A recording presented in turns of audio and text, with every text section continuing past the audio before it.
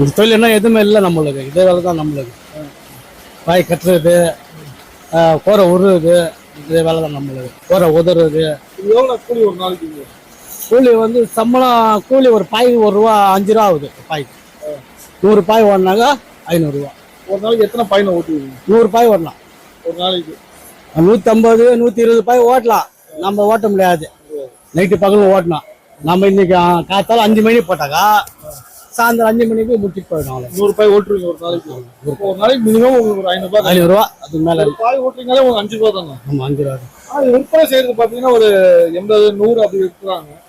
அப்ப லாபம் வந்து ஓனர் அதிகமா செய்யறாங்களா இல்ல இது பொருட்கள் வாங்குறதுக்கு? எல்லாம் கட்டு தான் வரும். அது இந்த அவங்களும் ஓனர் கொஞ்சம் இதுதான். நம்மள வந்து கூலி கம்மி தான். கொஞ்சம் ஐட்டம் பாய்க்கு ₹6, இதுக்கு பிறகு ₹5 இந்த பாய்க்கு. கரூர்ல இருந்து கோரை வரும். கோரை வந்த உடனே நாங்க இப்படி சுத்தம் பண்ணி குதிரை கட்டி கொடுப்போம். அப்புறம் வந்து அங்க போயிட்டு சாயம் ஏற்றுவாங்க.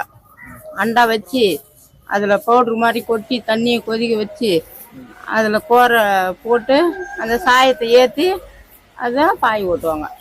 வெள்ளை இந்த மாதிரி கோரையும் அந்த கலர் கோரையும் வச்சு ஓட்டுவாங்க பாய். ஊர்ல வந்து வேற வேலை இல்லை, கோரை உருவுற வேலை பாய் ஓட்டுற வேலை தான் இருக்குது.